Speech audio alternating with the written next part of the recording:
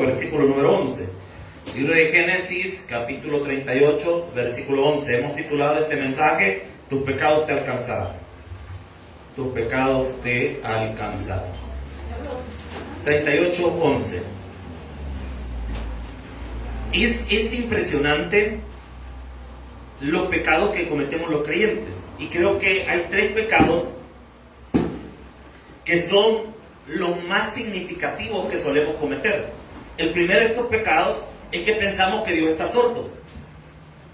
Los creyentes le pedimos cosas a Dios y cuando las cosas comienzan a pasar nos sorprendemos, como que si no se las pedimos a Dios, o nos falta la fe y le pedimos cosas a Dios como le decimos al Señor: Señor, dame esto, y cuando de repente el Señor nos va poniendo en la posición para que venga la bendición, de repente nos preguntamos: ¿y será que me lo va a dar? Y cometemos el error, le pedimos a Dios y no tenemos fe a veces que Dios va a contestar. Pensamos que Dios es sordo, que no está oyendo tanto las cosas que le pedimos como las cosas que decimos. Y Dios oye todo, hermano. Pensamos que Dios está ciego, que Dios no está viendo lo que estamos haciendo y que tarde o temprano las cosas malas o buenas que hagamos van a rendir fruto en nuestra vida. Todo lo que el hombre hace, eso cosecha, sea bueno o sea malo, depende de lo que sembró. Y el tercer pecado que el creyente suele cometer es que piensa que Dios no va a hacer nada.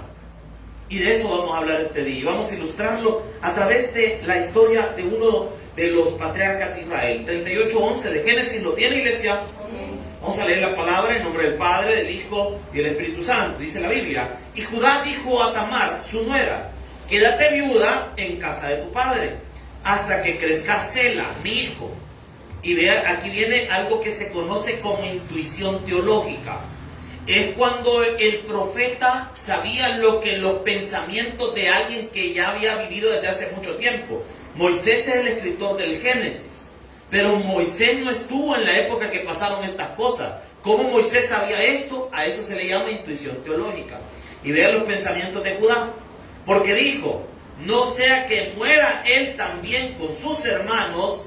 Y se fue Tamar y estuvo en casa de su... Pues Dios y Padre que estás en los cielos, permítenos aprender de tu palabra, Señor. Ayúdanos, Señor, que esto sea una advertencia para nosotros, para evitar cometer errores, Señor, que el día de mañana vamos a estar lamentando. Te pido, Señor, que nos ayudes a enderezar nuestros pasos. Sabemos que tenemos la misericordia, Señor, que tú nos das, Padre Celestial, y este día queremos buscar tu nombre y tu gloria, Señor. Permítenos, háblanos a nuestro corazón. Gracias por la congregación que está esta mañana, Señor, aquí reunidos en el nombre de Jesús. Amén y amén. Pueden tomar su asiento. En el culto de las 10 vamos a estar hablando acerca del perfil de un verdadero servidor de Dios, así que está bien interesante. Y en el de las 4 vamos a estar aunque no duela, así le hemos titulado a ese mensaje, aunque no duela. Hay situaciones que hay que seguir adelante, aunque nos causen dolor, hermano. Y vamos a hablar de las lágrimas que menciona la Biblia, está bien interesante. Bien, este tema nace porque muchos de nosotros estamos haciendo cosas que no las hemos meditado del precio que estas van a tener el mañana. Las personas solemos hacer cosas y pensamos de que Dios nos va a perdonar. Y es cierto, Dios nos perdona, pero las consecuencias no las llevamos. Y este día deberíamos de meditar en nuestra vida y ponernos a pensar qué cosas estamos haciendo. Porque todo en esta vida es una siembra. De repente yo le he comentado varias veces a usted, tengo varios años de ser pastor y he visto un montón de gente en las iglesias. Y personas que a veces le cuentan a uno y dicen: mire, pastor, viera a mis hijos, bien dice la gente, cría cuervo y te sacarán los ojos. Porque estos bichos yo los tuve en la casa, los crié y miren, nomás pudieron, se fueron y no volvieron a la casa. Me queda una pregunta en mi mente: ¿cómo era el trato que recibía en esa casa? Porque la persona puede pensar: yo le di casa, le di comida, pero ¿cómo los trataba? ¿Qué sembró en esos años? ¿Qué pasó? ¿Por qué esos hijos ya no quieren estar con esa mamá o con ese papá? ¿Por qué no desean estar? ¿Será que sembramos mal desde antes? Hermanas que tienen hijos y hombres que están en la casa de Dios, que tengan sus hijos, ¿Qué estás sembrando en el corazón de tus hijos?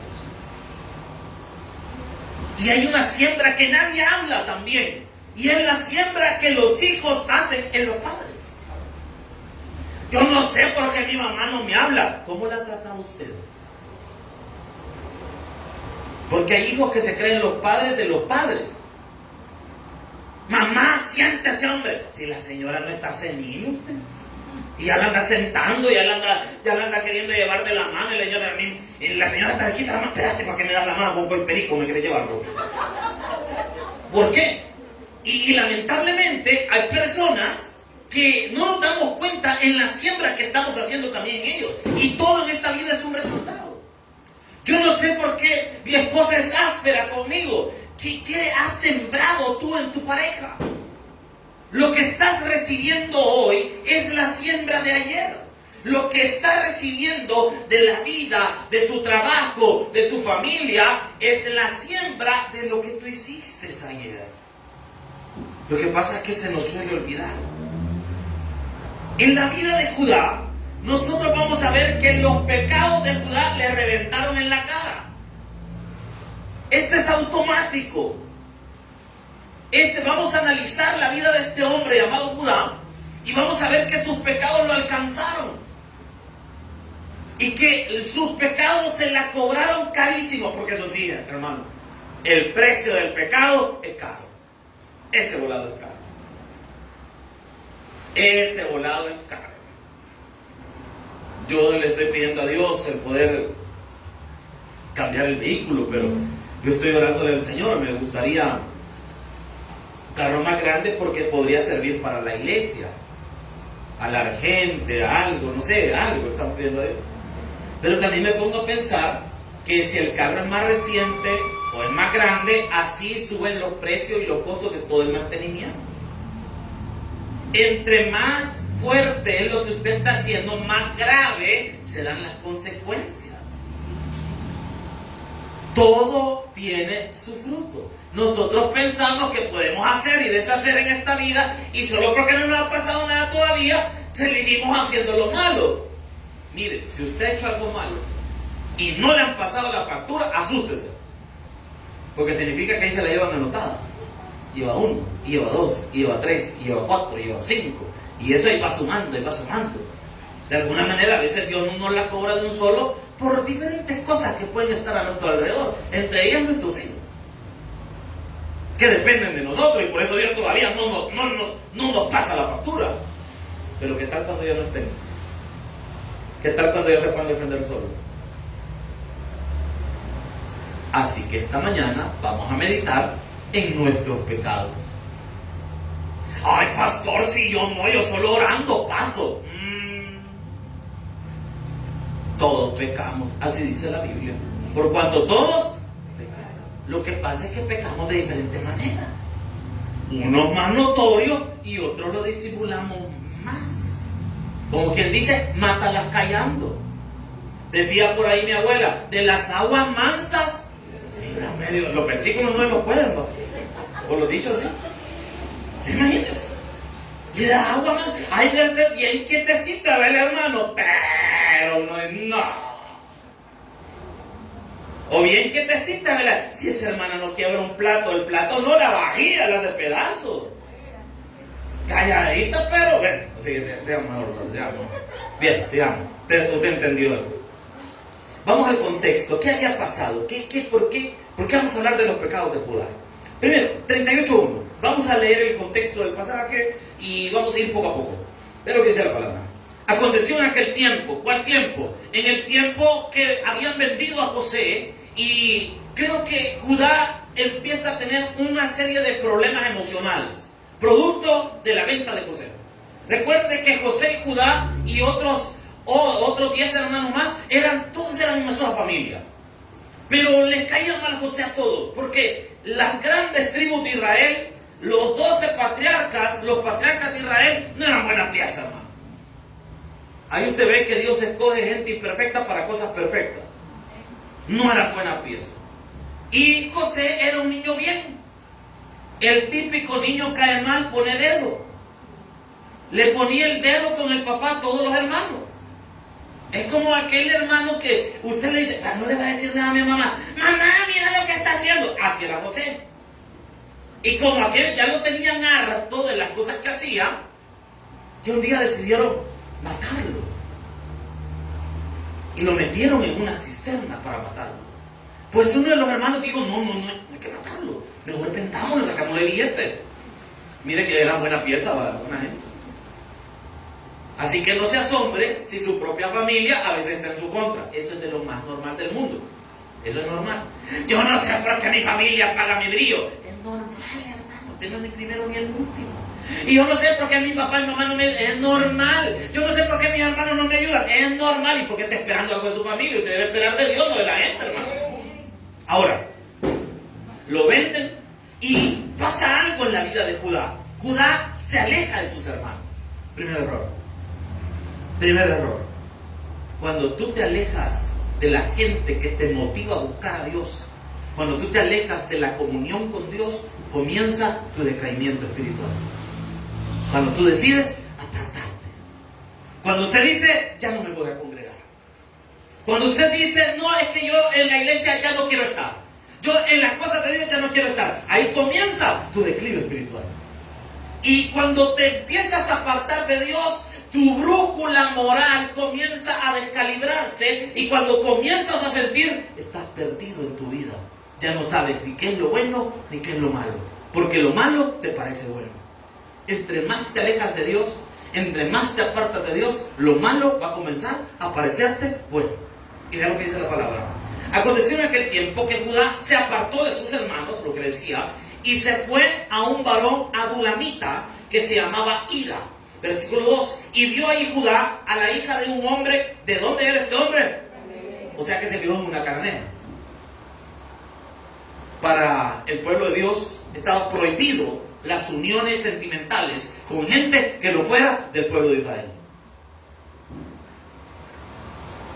Se apartó de sus hermanos, vio a una mujer, se le olvidó que era prohibido tomar ese tipo de mujeres y se casó con ella. Esto es importante que usted lo vea, cómo se va desviando poquito a poquito. Son centímetros. Dejó de congregarse y comenzó a andar juntándose con personas que no le suman, le restaban. Y se casó con una cananea. Y vea lo que dice la palabra del Señor. Y de ahí tomó la hija de un hombre cananeo, la cual se llamaba Súa, y la tomó y se llegó a ella. Eso es, que tuvo relaciones sexuales con esta persona. Versículo 6. Vamos a avanzar. Pasaron los años. Vean qué fácil es enfriarse. Pasaron los años. Porque ahora ella tiene hijos. Versículo 6. Y vean lo que dice la palabra del Señor. Después Judá tomó mujer para su primogénito Er. O sea que ya tenía un hijo que llamaba Er. Mire qué bonito el nombre, por si usted tiene un hijo. Er, vení para acá. Bien chivo, ¿verdad? La cual se llamaba Tamar. Eso significa palmera. Así que si alguien se conoce alguna Tamar, usted perfectamente le puede decir palmera o coco, igual es lo mismo. Versículo 7. Y él, el primogénito de Judá, fue malo. ¿Cómo fue? Ante los ojos de Jehová, y le quitó Jehová. Aquí empieza el desorden. Era producto de una relación que no era aprobada por Dios. ¿Y cómo fue el comportamiento de ese muchacho? Malo. ¿Qué tan malo fue que Dios mejor se lo llevó? Se lo quitó de la tierra. Malísimo. Pero tenemos un problema. Quedó Tamar todavía. Y en la época antigua estaba la ley del levirato, creo que se llama, que consistía en que si quedaba una persona viuda joven, una mujer viuda joven, el hermano de la persona que la había desposado tenía que casarse con ella y tener por lo menos un hijo, que ese hijo iba a ser como el descendiente del hermano que falleció, para que el nombre del hermano no quedara borrado de las actas de Israel. Entonces, respetando esta ley, Judá tuvo que darle otro hijo a esta mujer llamada Tamar. Y vean qué interesante, versículo 8. Entonces Judá tomó a Onán. Llégate a la mujer de tu hermano y despósate con ella, y levanta descendencia a tu hermano. Versículo 9. Sabiendo Onán que la descendencia no había de ser suya, sucedía que cuando se llegaba a la mujer de su hermano, vertía en tierra por no dar descendencia a su hermano. ¿Qué hacía este hombre? No quería embarazar a su esposa ahora. ¿Por qué? Porque no quería levantarle descendencia a su hermano. O sea que estos hermanos llevaban bien. ¿Y dónde empezó el problema? Desde el papá. Cuando se alejó de sus hermanos, porque estos muchachos no temían a Jehová. ¿Y qué pasó? Imaginen qué tremendo. Un hombre que había crecido en los caminos de Dios, llamado Judá, un hombre destinado a ser una persona de renombre en Israel, un hombre que estaba destinado a orar y ser líder de una tribu de Israel, no había criado bien a sus dos hijos. Uno no le gustaba nada con Dios y el otro era sinvergüenza. Cuando tú te apartas de Dios, no puedes esperar que tus hijos sigan un buen camino. Hay personas que le dicen: hijos, vayan ustedes a la iglesia, yo me quedo en la casa. Hijos, vayan ustedes. Ay, papito, orás por mí. Mamita, orás por mí. Fulano, orás por mí. ¿Cómo puede esperar usted que sus hijos sigan un buen camino si usted no les da el ejemplo? ¿Qué ejemplo les estaba dando Judá? Espérenme, que esto no se detiene ahí. Llevamos un hijo muerto, consecuencia del pecado de Judá. Pero esto no se detiene ahí. Esto avanza. Vean lo que dice el versículo 10. Y desagradó a los ojos de Jehová lo que hacía, y a él también, que dice: vamos con Dios. ¿Está Dios viendo lo que pasa en nuestras vidas, sí o no? ¿Está Dios evaluando lo que hacemos, sí o no? Quito la vida. ¿Por qué? No le gustó lo que estaban haciendo. O sea que si usted es un hijo de Dios y usted anda haciendo cosas que a Dios no le agradan, vaya buscando su servicio, hermano. Pastor, lo que dice, mira lo que dice la Biblia, no lo digo yo, lo dice la Biblia. Hay que enderezar nuestros pasos. Es que nosotros pensamos que podemos hacer y deshacer. Hermano, yo he visto cosas en la iglesia. He visto cosas de cosas. He estado en iglesias donde de repente revienta algo en la iglesia. Que de repente uno ve a unos hermanos que son bien amigos y de repente están amigos que se pasan de amigos. Y explotó esa bomba. Porque la esposa del fulano se dio cuenta de que andaba con la diaconisa. Y le hace el gran escándalo en la iglesia. Día domingo, alabaré, y ¡pam! Se le golpea afuera. ¿Y qué pasó? Las hermanas están agarrando el pelo. Porque resultó que la fulana anda con el menganito y el menganito andaba con las dos y andaba en la iglesia y servían en el mismo ministerio. ¿Por qué Dios permitió eso? Diría alguien. ¿Por qué no le reclamó en la casa? ¿Por qué le vino a reclamar en la iglesia? Para vergüenza pública. Ahí empieza el principio del fin. Cuando las cosas empiezan a ser públicas. Cuando lo que hicimos en secreto se comienza a publicar. Y todo el mundo lo sabe. Este tipo comenzó a pagar sus consecuencias. 2 hijos muertos. Se alejó de sus hermanos, se alejó de Dios, se alejó de la presencia de Dios, donde estaba el patriarca, donde adoraban a Dios, se alejó, no le importó. Se juntó con una mujer de la que Dios le aconsejaba no juntarse, no le importó. No le enseñó a sus hijos a amar al Dios verdadero. Ahí están las consecuencias. Te pregunto en esta mañana, ¿qué le estás enseñando a tus hijos? ¿A ser mentirosos? Papito, si viene el cobrador, vos decirle que no estoy. El día de mañana, si usted fue el que le enseñó a sus hijos a mentir, no se vaya a enojar si a ustedes le van a mentir, porque usted se los enseñó. No les enseñó a solucionar las cosas, usted les enseñó a mentir. ¿Quién es? ¿Quién? Cuando le llaman, hola, hablamos de la caja de crédito. No estoy. Dice a mi mamá que ahorita no se encuentra ella, que le deje el mensaje. Y cada vez se va tecnificando más, porque usted lo regañó por no mentir bien. Bueno, así no se dice, vos solo decís que no estoy. Y lo va tecnificando en las mentiras. ¿Cuántas madres le han cubierto relaciones sentimentales a sus hijas de sus padres? Y de verdad te gusta, hija. Sí, es que está bien, es que es horroroso, pero me gusta, mamá. Me asusta, pero me gusta, le digo. Porque lo vieras en la noche como que Drácula cuando le pega la luz, ¿verdad? No me gusta. Ay, no le vas a decir a tu papá, vos traerlo a la casa y yo te voy a cubrir. Ay, no se va a enojar el día de mañana cuando la hagan abuela. No se va a enojar. ¿Por qué? Por lo que usted sembró, lo que usted está permitiendo en su casa. ¿Todo qué es? Consecuencias. ¿De lo qué? De lo que yo permito. Usted mismo le habla con malas palabras a sus hijos el día de mañana, cuando le reporten de la institución donde estudian sus hijos. Mire, su hijo es bien malcriado. ¿Dónde lo aprendió? ¿De quién lo aprendió? Del diácono, de la diaconisa de la iglesia.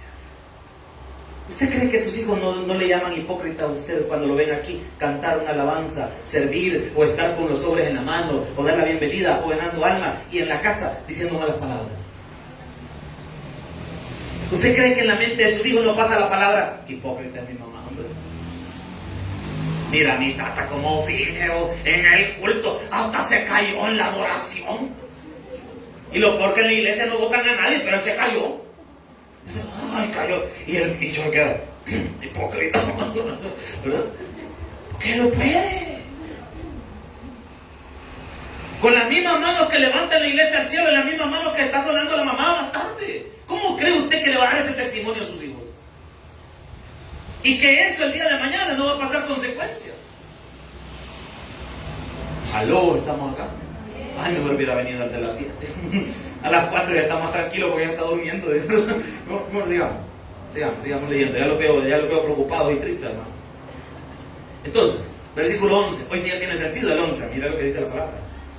Y Judá dijo a Tamar, su nuera: quédate viuda en casa de tu padre. ¿Por qué le dijo eso? Hasta que crezca Sela mi hijo, el tercero de los hijos. Pero este Judá, aparte, le va a añadir pecados sobre sus pecados, porque es mentiroso.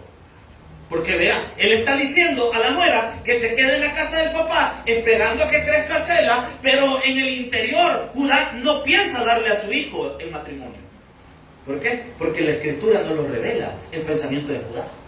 Y aquí dice la palabra: no sea que muera también con sus hermanos. Te digo, esta es la viuda negra. Esta es la dormilona. ¿Se recuerda la dormilona?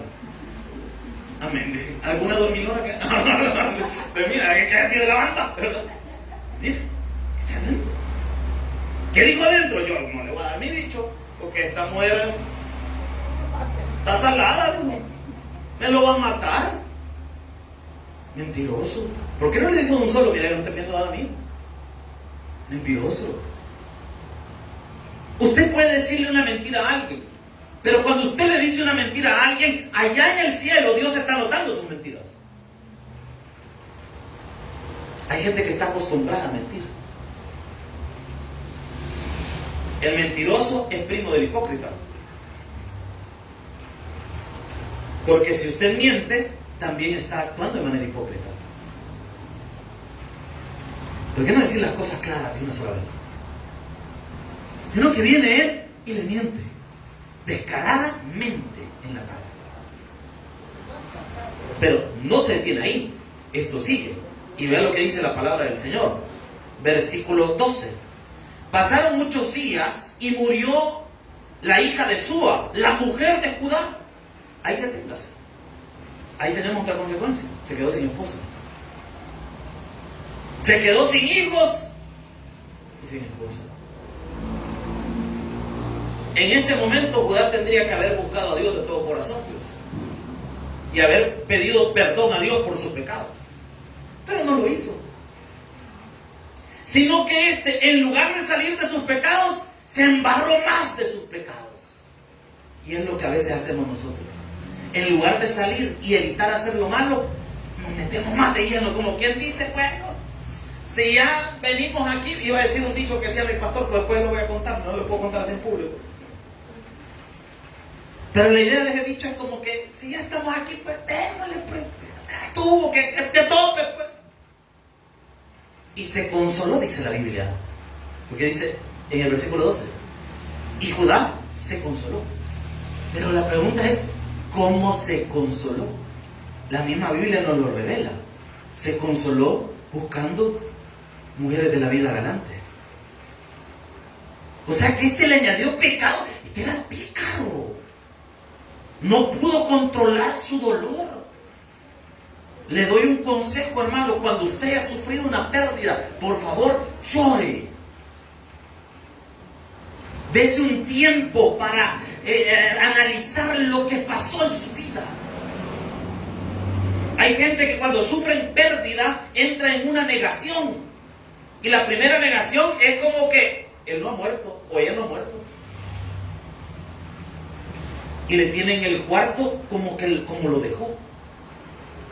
Y no tocan nada. Y empezamos y empieza la vida. No, la vida sigue, hay que seguir. Y empiezan a hacer cosas, empieza como que no ha pasado nada. No ha llorado, eso es peligroso. Porque una persona que no ha hecho duelo es peligroso.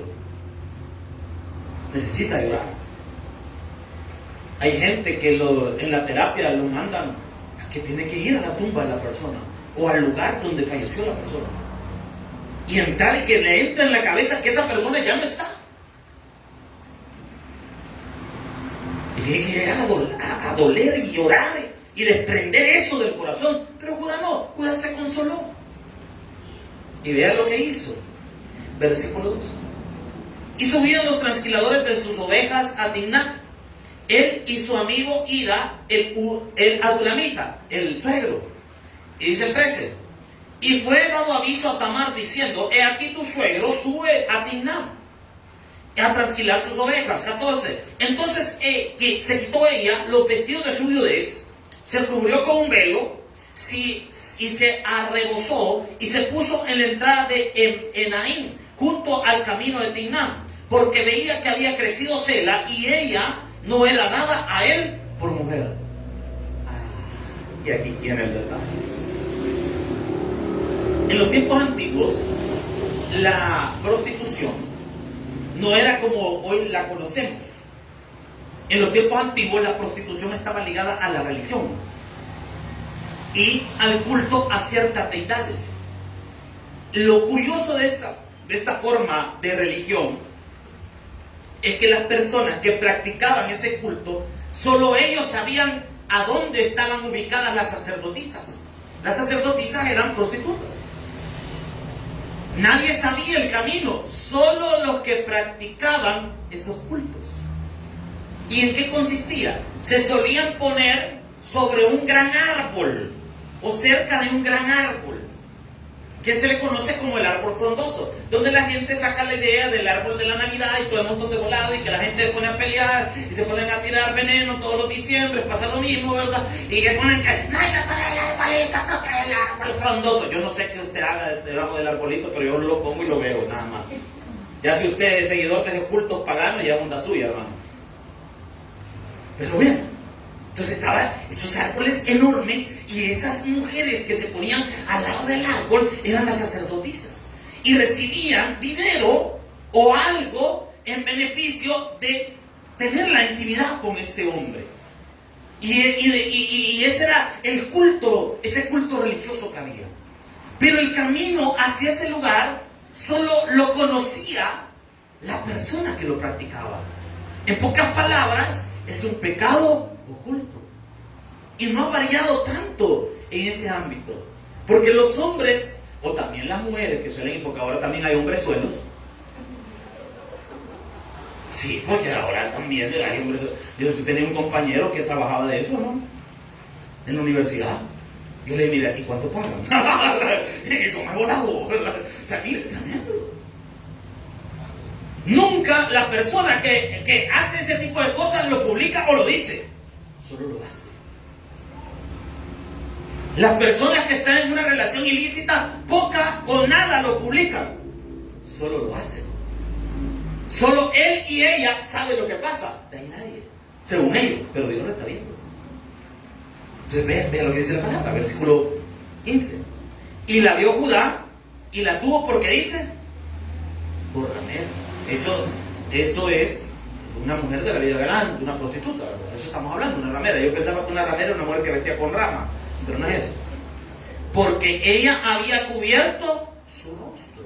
16. Y se apartó del camino hacia ella y le dijo, déjame ahora llegarme a ti. Y el patriarca usted. Qué tremendo, ¿verdad? Pues no sabía que era su nuera. Y ella le dijo, ¿qué me darás para llegarme a ti? Él respondió, yo te enviaré del ganado un cabrito de las cabras. Y ella le dijo, dame una prenda hasta que lo envíe. Mire qué tremendo. Déjame el tour, pues. En pocas palabras, déjame el tour, pues. Y después me regresaba con el cabrito. Y pasó lo que tenía que pasar. Y después, cuando aquel le dejó su anillo y su cetro, que era lo equivalente ahora a nuestro DUI, se fue a buscarle el cabrito y lo trajo de regreso y empezó a preguntar. Y le preguntó al amigo, mira, y la chelita que estaba aquí, ¿qué pasó? Ya no está. No, se fue, ya no la ven. Él se ha vuelto y me va a tocar volverlo a sacar. Digo, ¿qué? Bueno, pues ni modo. Sale todo barato esto. Digo, se fue. Le entregó el cabrito. Y aquí pasan las cosas, miren. Que cuando hacemos lo malo, se nos olvida que lo hemos hecho. Pero a Dios no se le olvida.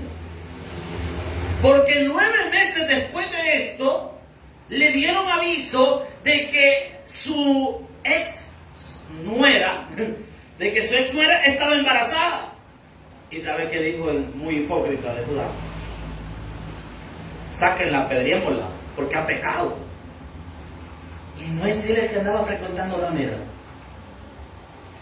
No es él el que había hecho las cosas malas delante de Dios y ahora se la quiere llevar de justo apedreando a una mujer.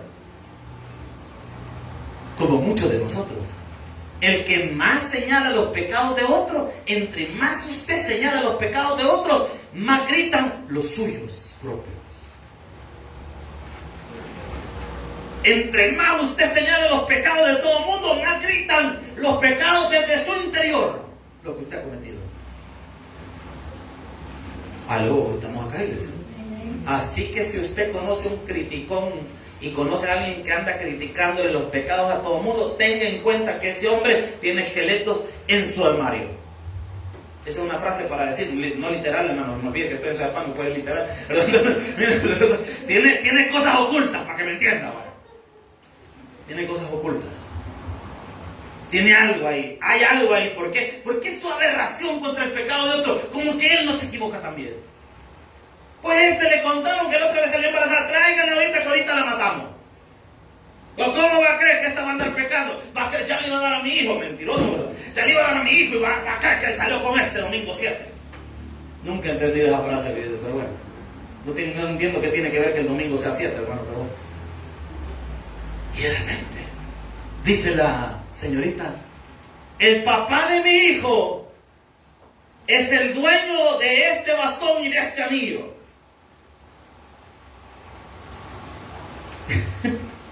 ¿Usted cree que toda la gente no sabía de quién era el bastón y de ese anillo?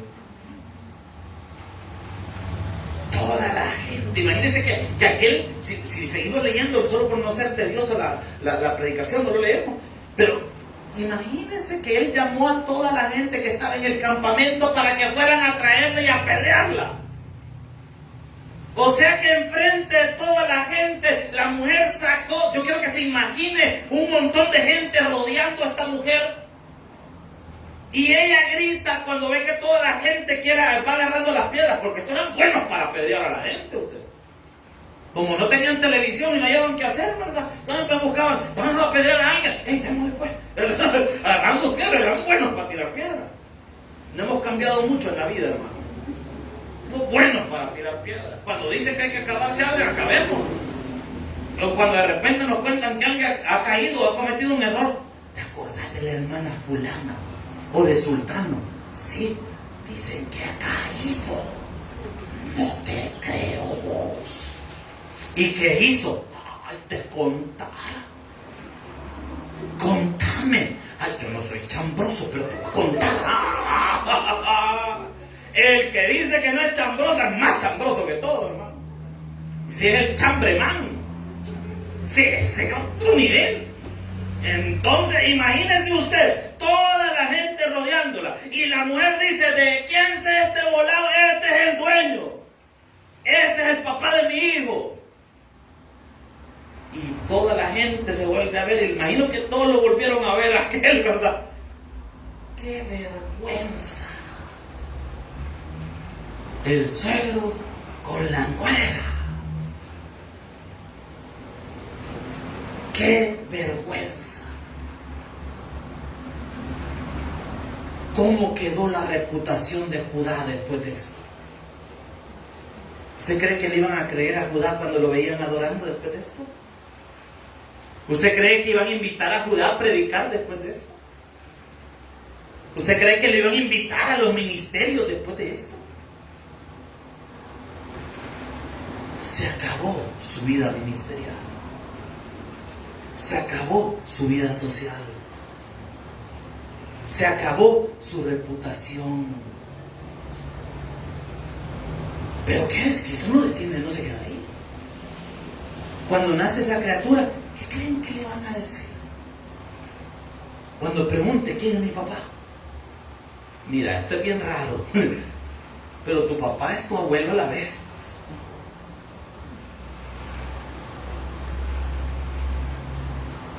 ¿Y qué habrá dicho los demás hermanos?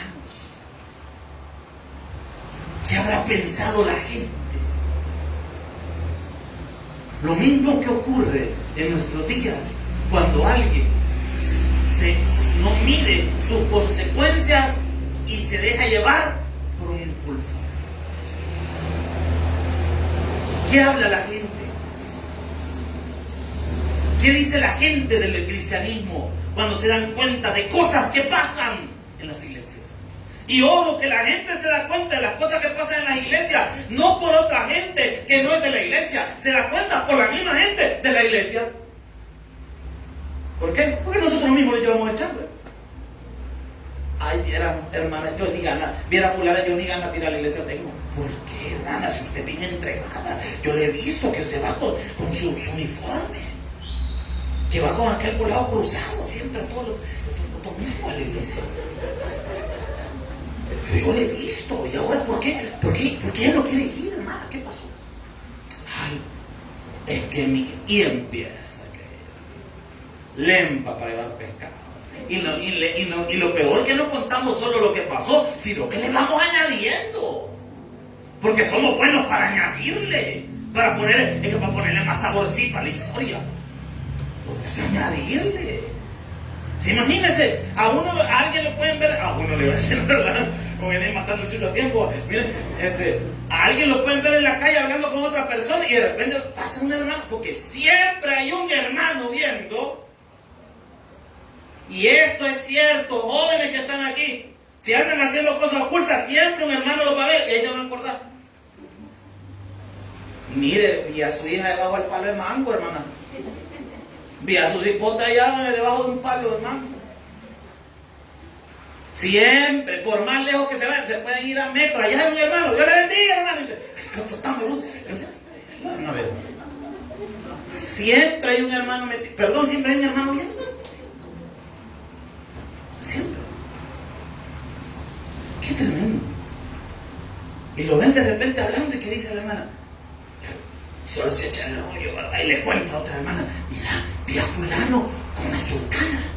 ¿Y qué lo viste haciendo? Caminando iban, pero ya le añadí un poquito para darle sabor al chisme, ¿verdad? Agarrado de la mano iban.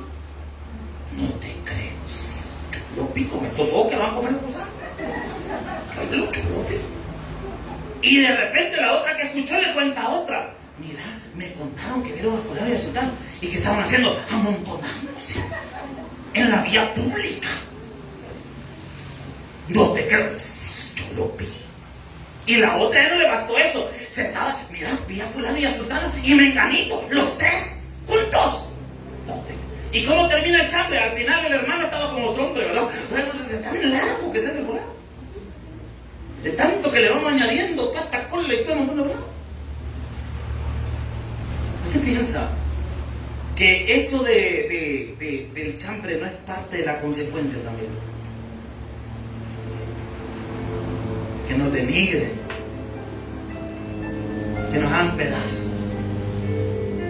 Pecar es como, puedo compararlo, no es que es igual, solo es una ilustración, le llamaría yo. Es como levantar peso. Usted, cuando está levantando peso, usted evalúa si lo va a aguantar. Como cuando alguien de repente está en el gimnasio y por plantearle alguna bicicleta le pone el montón de bola, con un montón de bola. Y cuando lo después tiene que bajarte, mucho le puse, no aguantó. No lo supo medir. Lo mismo pasa con el pecado. Usted, antes de hacer algo, piense qué resultado va a dar y medítelo. ¿Vale la pena esto? ¿Vale la pena perder esto? ¿Vale la pena esto en mi vida? ¿Realmente vale la pena que todo esto me pase? Porque que es realidad, es realidad. Nuestros pecados nos alcanzarán tarde o temprano. Por eso lo mejor que podemos hacer es, con lo que le decía el Señor cuando sanaba a alguien: vete, no peques más. No te sigas equivocando. Ya te equivocaste una vez y vas encima otra vez a cometer el mismo error. No lo hagas. Vete y no peques más. Ya te perdoné, ya te limpié. No te vuelvas a ensuciar. Ya no lo vuelvas a hacer.